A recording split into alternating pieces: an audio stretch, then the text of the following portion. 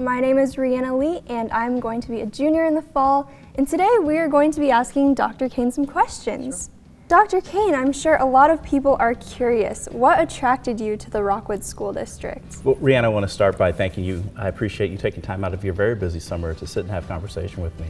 And I've heard nothing but really positive things. Nothing but a lot of pride and excitement about what people are doing specifically to support students, but also to take care of each other. I will tell you, the early returns are very positive, and not only myself, my family, we're really excited to be here in Rockwood. Well, we're really happy to have you here, Dr. Cain.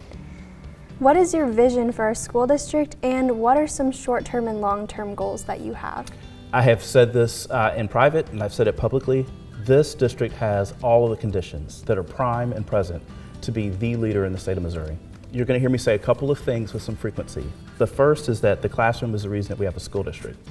The other thing you're going to hear me say with great frequency is the fact that we do it as a team. It's what we do as a team to wrap around each other and make sure that we keep the classroom and what's happening within the classroom the primary and the top priority, and that's what we're going to be doing.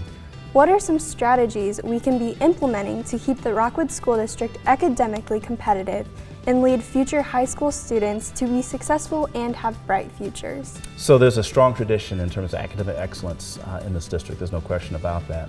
But I would say that the needs of students continues to evolve. What we want to do is provide as many opportunities, as many avenues for students as possible. Their desires are ultimately what lead them to whatever they're going to do in their very bright futures. Counseling, in terms of services that we're providing for students, not just academically, but also holistically, making sure that socially and emotionally students are being taken care of is really going to be important as well. And of course, we want to work with families as well. I think that it will work best when there's that very strong relationship between families, students, and then ultimately what's going on in schools as well. I couldn't agree more with your answer, Dr. Cain. How can we work to better unite our Rockwood family after we've had some conflicts in the past couple of years?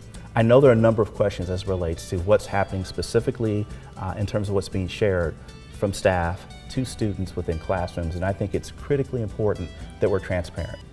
If there are questions, they're best answered ultimately at the classroom level, if not the classroom level, the building level. If people are having questions, we need to be able to articulate clear responses to whatever questions parents, patrons, students ultimately have. I think we have to be more purposeful and really working to be proactive to get that word out so that people have a rational understanding of why we are doing what we're doing. I can promise you that there's a lot of thought, a lot of intent, and a lot of purpose behind everything that's happening instructionally across classrooms, across all grade spans in the district.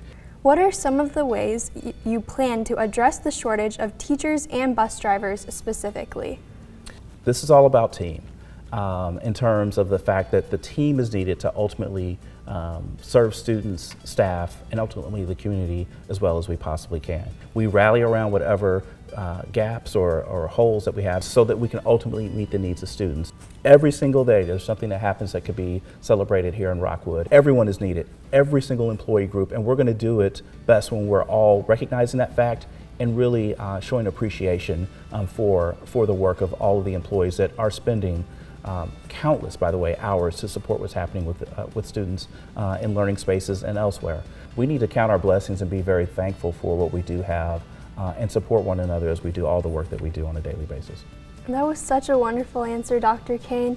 Thank you for being here today. It was such a privilege being here to sit here and have a conversation with you, and I'm sure we all learned a lot about you, as we're all so excited for this next upcoming school year under your leadership. I look forward to seeing you in the fall. Thank you so much for taking your time and being here. Thank you so much, Dr. Cain. Thank you.